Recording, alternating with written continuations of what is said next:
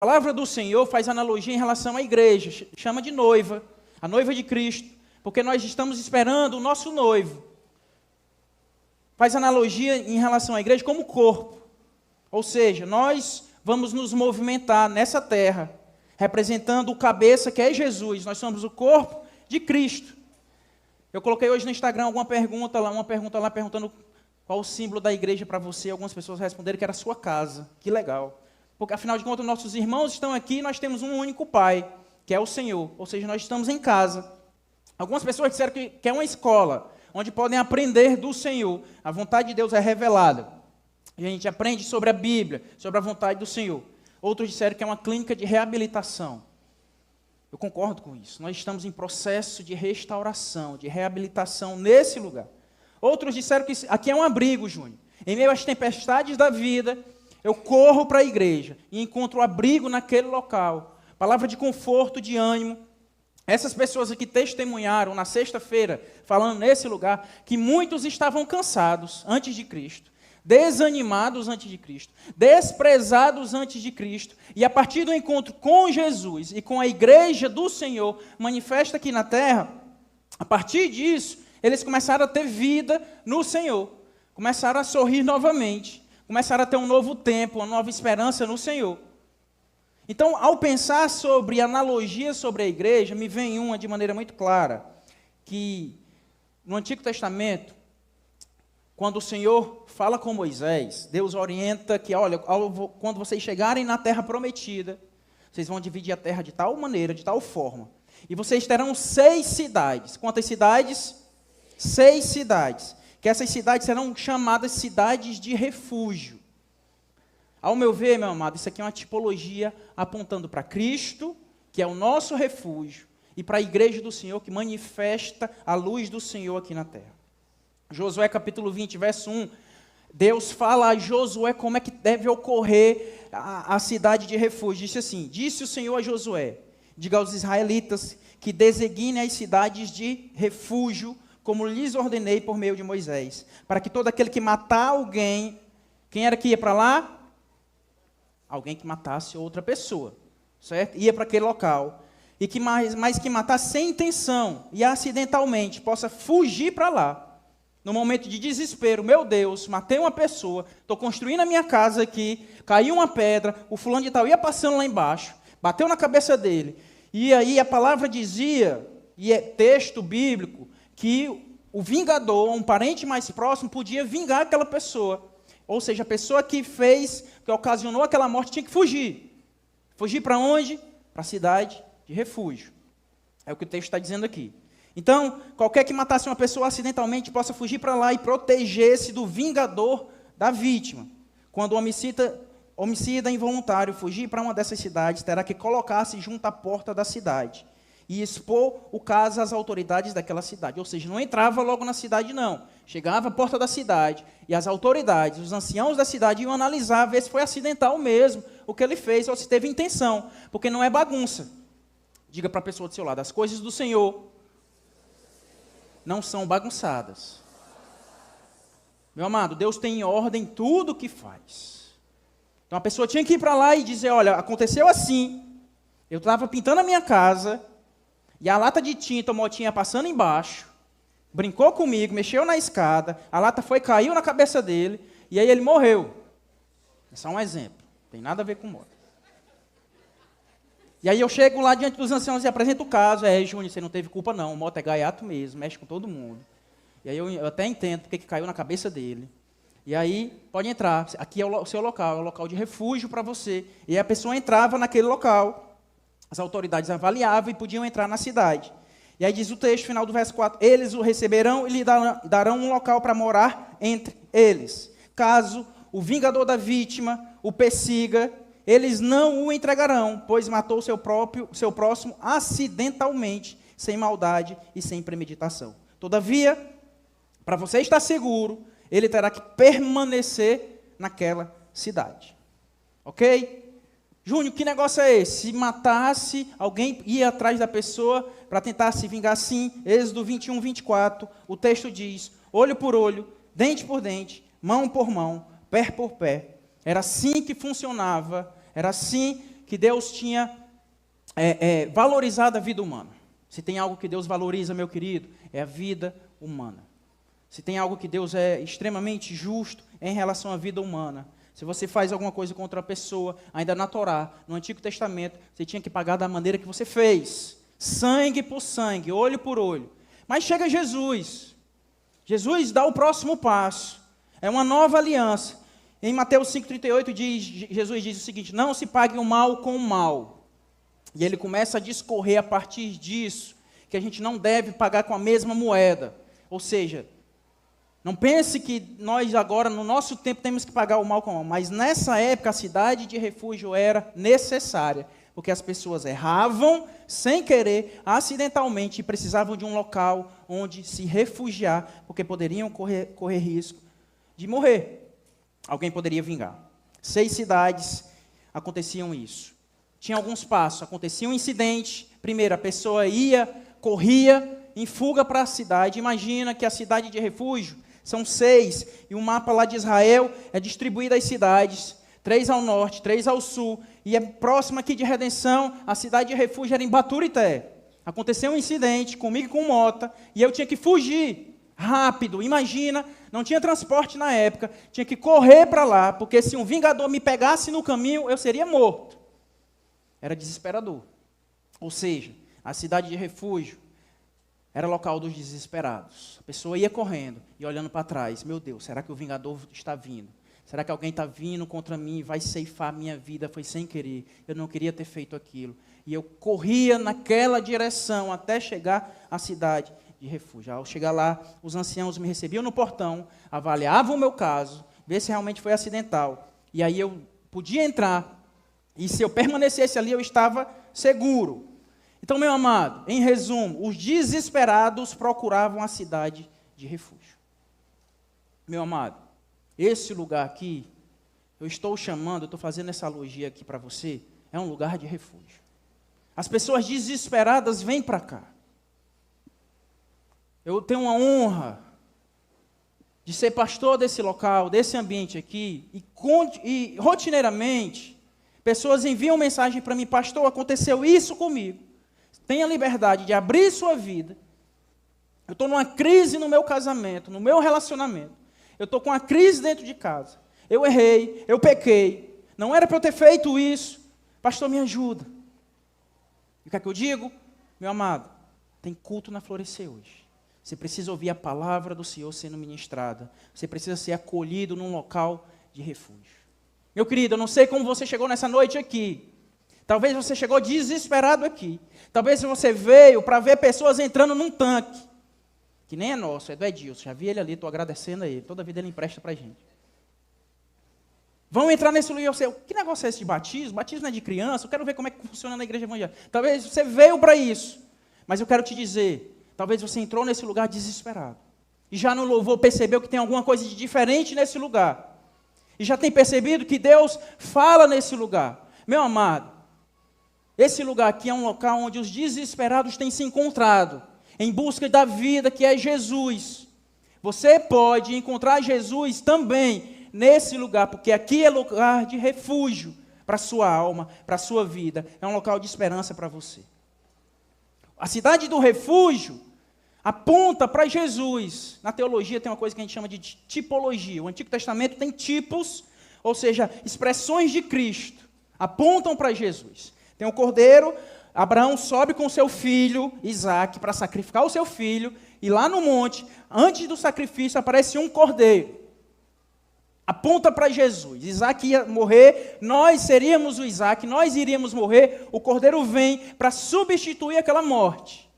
E ao invés do filho, ele sacrifica aquele cordeiro, que é Jesus. Aponta para Jesus, que iria morrer no nosso lugar. O povo, a nação de Israel, ao sair do Egito, celebra a Páscoa e também pega um cordeiro de 1 ano de idade, perfeito, e sacrifica pelos seus pecados, pela libertação, pelo aquele novo tempo.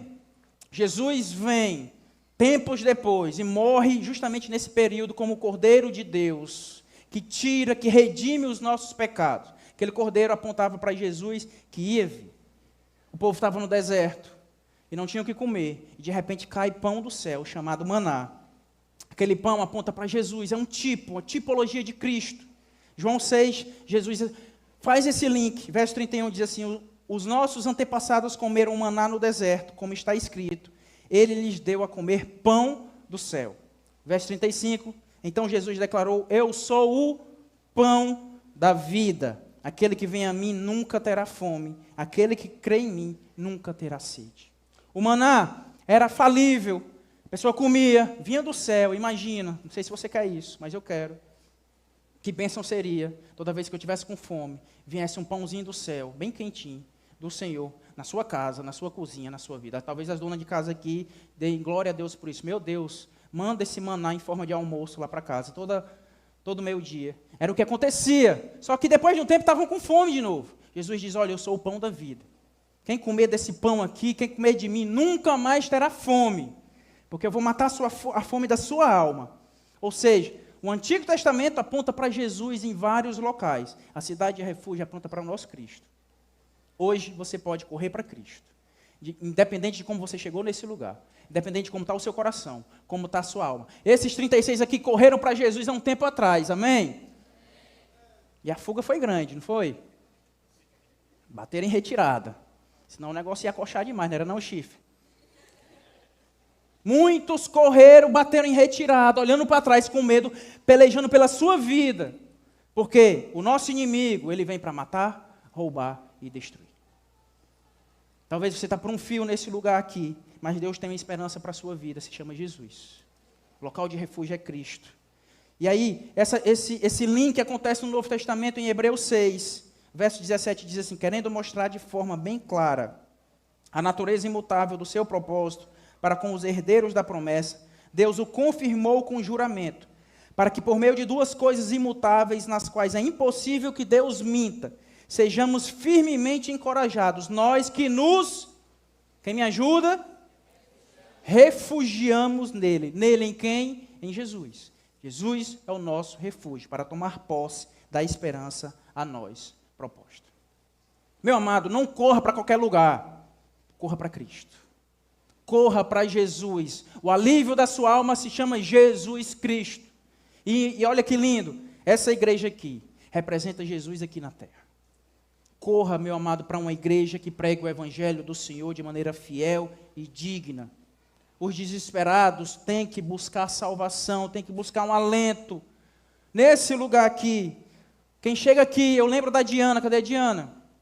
Estava no trabalho dela, deu o testemunho dela, por isso que eu vou citar, foi algo público. Estava no trabalho dela, desesperada, começou a chorar. Ia largar um emprego, não sabia o que fazer. Saiu de lá, veio andando nas ruas da cidade, chorando. Todo mundo olhando para aquela mulher. Meu Deus, o que é que tem com aquela mulher? Chorando no meio da rua. Ela ia na igreja católica. A igreja estava fechada. Ao virar-se, a igreja aqui estava aberta. Ela entra nesse local, que é um local de refúgio. Senta ali no cantinho dela. Tem um momento dela com Deus. De alguma forma o Espírito Santo trabalha no coração dela. Ao entrar nesse lugar desesperada, vai e no domingo chama o marido dela para vir para a igreja.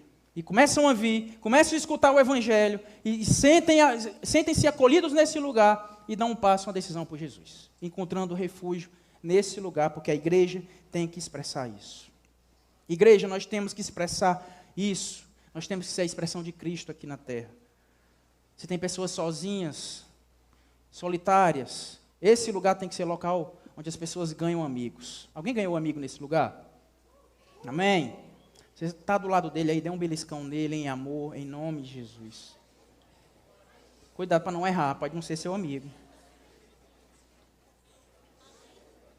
Porque nós temos que expressar isso. Pessoas estão só e precisam de pessoas. Pessoas lá fora estão passando fome. E que bom saber que nós já somos referência de alimento aqui nessa região. Que bom saber que as pessoas estão com fome e procuram florescer. Olha, pastor, tem alguma cesta básica aí? E graças a Deus sempre tem uma cesta básica para dar a alguma pessoa aqui nesse lugar.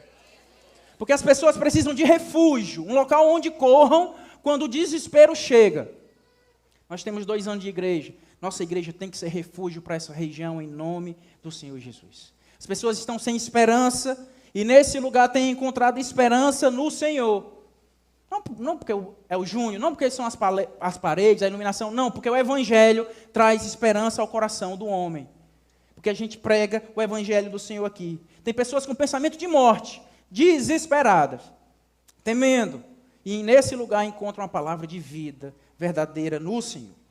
Então, pelo menos 3 coisas se igualam a cidade de refúgio com a igreja do Senhor. Primeira coisa, a cidade de refúgio era um lugar seguro. Quem ia para lá estava seguro. A igreja também tem que ser. Toda igreja cristã tem que ser um local seguro. Amém, Florescer? Toda a igreja cristã tem que ser um local seguro, porque o mundo quer nos destruir. Nós estamos batendo em retirada do mundo, do sistema do mundo, e nós temos que encontrar segurança nesse local. O verso 4 diz assim: eles o receberão e lhe darão um local para morar entre eles. Meu querido, você pode morar nesse local aqui com a gente, em nome de Jesus. A igreja tem que estar de portas abertas para que as pessoas morem nesse local, em nome do Senhor Jesus. Mas entenda que a morada faz parte de um processo. Eles têm que entrar.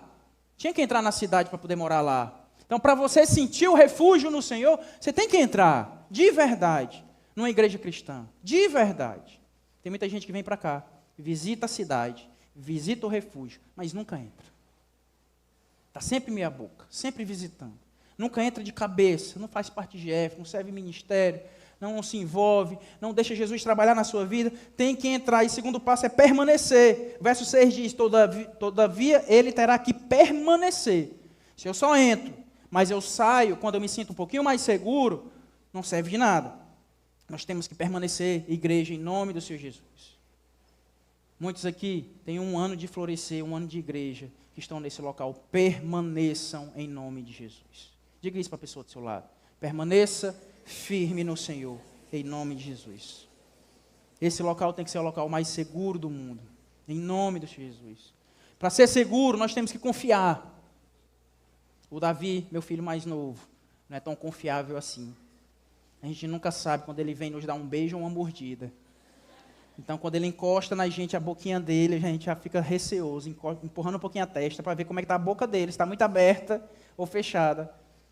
Porque quando a gente não confia tanto, não tem tanta certeza, a gente tem receios. Aqui não. Aqui nós temos que ser uma igreja que as pessoas confiem nesse lugar. Tem que ser amada, tem que saber o nosso posicionamento e a nossa postura. As pessoas têm que entrar de verdade nesse lugar. Mas tem um crivo. Os anciãos ficavam à beira da cidade, à porta da cidade, analisando cada caso. Nesse lugar aqui nós temos uma inserção. Muita gente quer entrar nesse lugar. Mas para entrar na cidade, tem um crivo, tem um critério para entrar naquele local. Para ser parte da igreja, você tem que se submeter à palavra do Senhor. A palavra sagrada. O texto escrito. Daqui, meu amado, a gente nem acrescenta nada, nem retira nada. Não tem que atualizar nada, porque ela é mais fiel e mais atual do que o jornal que vai sair amanhã, dizia o Billy Graham.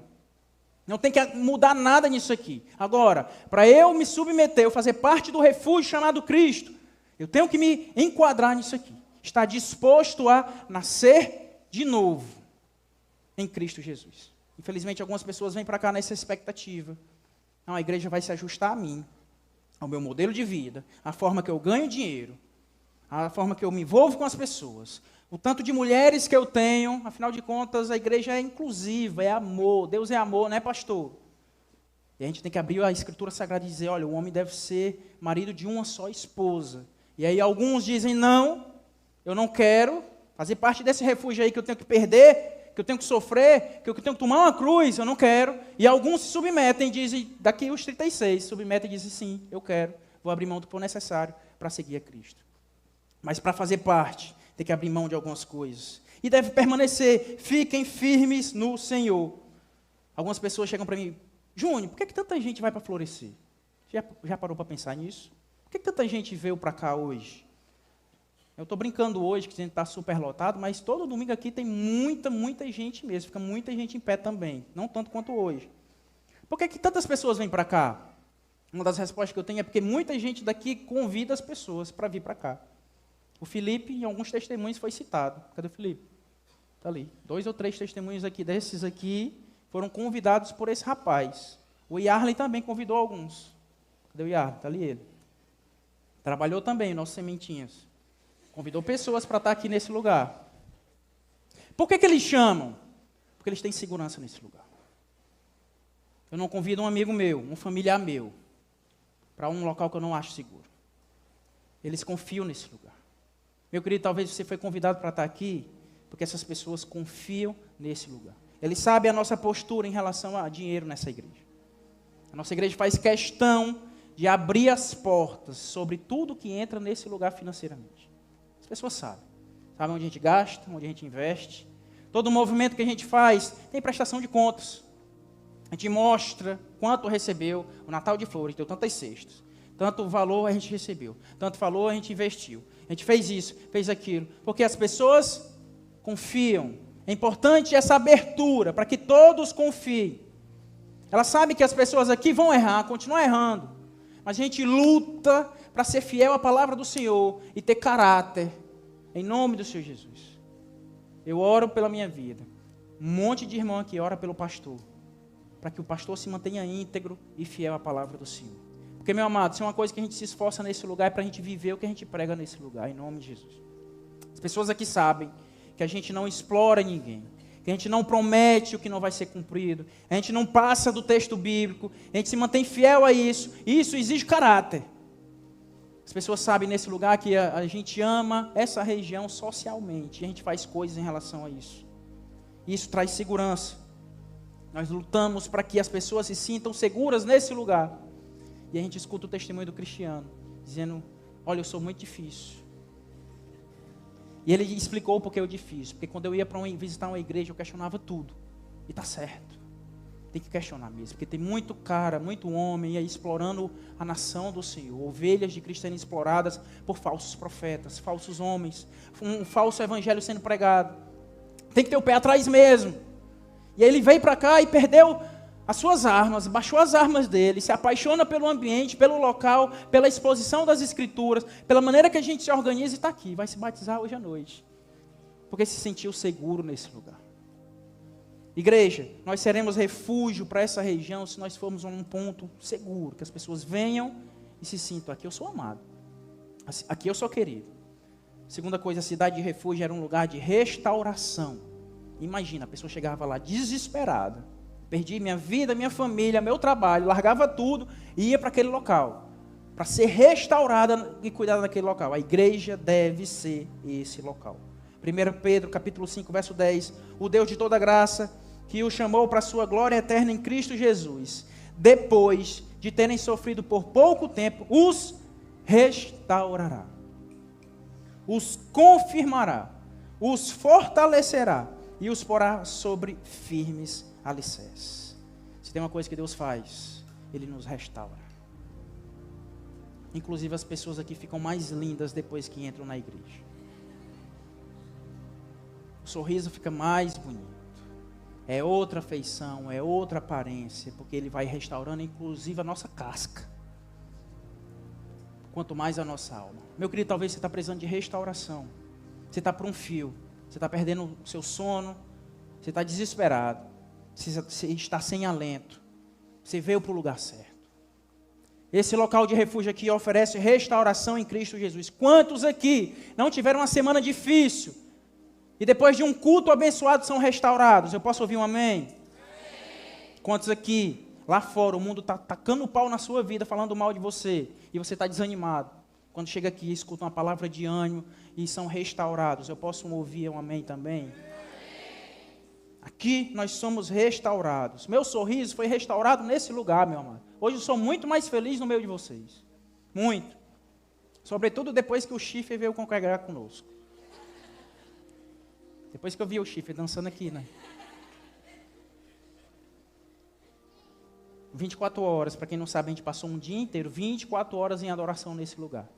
O pastor de vocês ousou aceitar esse desafio. Teve um momento que eu estava quase entregando os pontos. Meu Deus, estou morto, estou cansado, morrendo de fome. Era 24 horas também de jejum. Quero ir para casa. E eu quase morto, já desistindo, eu olho do lado, vejo esse homem. Como se tivesse acabado de entrar na igreja, dançando, bailando aqui na frente. Meu Deus, eu não vou desistir. Quem é o Chifre? Se tem uma coisa que quando eu sou afrontado, eu tendo a responder. Cadê o Brito? Cadê o homem? Lá fora, ficou lá fora. Tenho certeza que o Brito é muito mais feliz depois que está nesse lugar. O que fizeram com ele ontem aqui na festa do servo? Por 3 vezes o pobre foi aplaudido demais aqui nesse lugar. Ele toda a vida vinha no meu ouvido e dizia: cadê? Tá aí o homem.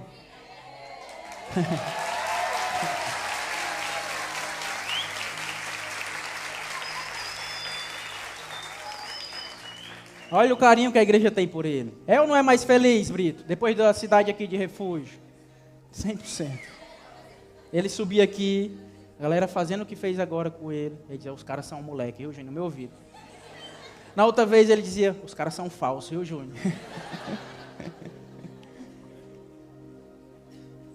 Nós somos muito mais felizes vivendo em comunidade nesse lugar.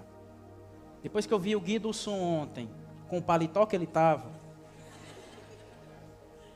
a boinazinha que ele colocou, não tem como. Em nome do Senhor. Tem um irmão aqui na igreja que o apelido dele é Misericórdia. Por isso você tira o nível dele. Ali ele. Nós temos a Julinha. Cadê a Julinha? Quer sorriso sincero, abraço sincero, todas as vezes que a gente cruza com ela. Não tem como não ser mais feliz convivendo com essas pessoas. As pessoas correm para cá porque querem refúgio, restauração. O Ariel, deu Ariel, no testemunho dele também, que foi público, por isso que eu vou citar, estava com problema com drogas, fugindo das drogas, querendo fugir das drogas, correu para o refúgio, para perto de Jesus, e vem tendo a libertação em Cristo Jesus, para a glória do Senhor. Você precisa de refúgio. Nós temos aqui às quartas-feiras, às 19h30, um grupo de apoio que cuida de pessoas que estão lutando contra seus vícios, de drogas ou outros tipos de vícios também. Porque a igreja tem que ser local de refúgio para todas as pessoas, em Cristo Jesus. Porque nós somos um lugar de novos começos. Faz sentido recomeçar nesse lugar.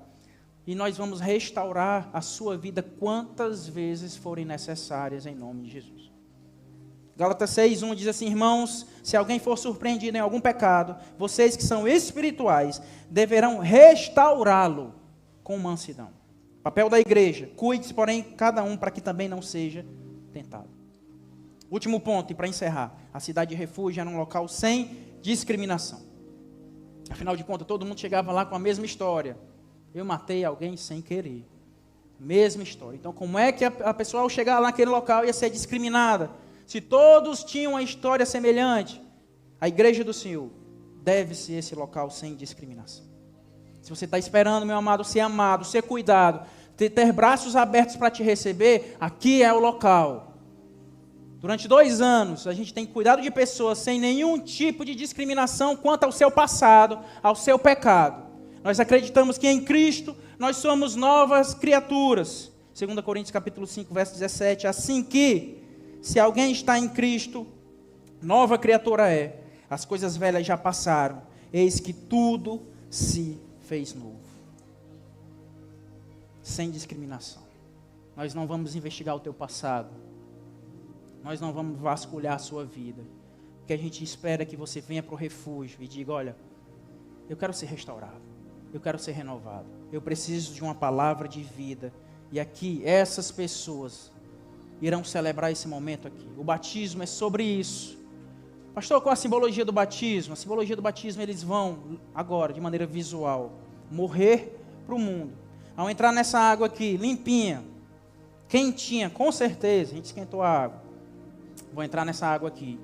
Por algum tempo, eles vão desaparecer, como se estivessem sepultados. O velho homem vai ficar embaixo, sepultado. E ao ressurgir, alguns aqui talvez eu segure por alguns segundos para ter certeza que morreram mesmo. Talvez uns 10, 15 segundos lá embaixo, infeliz. E aí a gente tira, e aí simbolicamente é a nova criatura, uma nova pessoa em Cristo Jesus. Renascendo, lavados, remidos pelo sangue do Cordeiro. Porque Ele é o pão da nossa vida em nome de Jesus. E você pode viver a mesma coisa. Você pode ter isso em nome de Jesus. Então, meu querido, em 2 anos de florescer, aqui é um local de refúgio para muitas pessoas. Você encontrou refúgio nesse lugar? Eu diversas vezes. O interessante é que o refúgio é como se fosse um tratamento. É dia após dia, semana após semana, mês após mês. Eu olhando um para o outro e sendo cuidado. Porque todos aqui têm histórias semelhantes. Meu querido, entre nesse lugar. Permaneça nesse lugar. Aqui é o seu lugar em nome de Jesus. Deus tem refúgio para a sua vida, para a sua alma. Há esperança para você. Nós não vamos abrir mão disso. Nós somos uma igreja que ama pessoas, que ama as suas histórias e que nós oferecemos o evangelho de verdade que se chama Jesus Cristo. Ele tem refúgio para a sua alma. Ele tem um novo começo para você. Não corra para outros lugares. Corra para os pés dele, para os pés de Cristo. E você será totalmente restaurado, renovado em Cristo Jesus.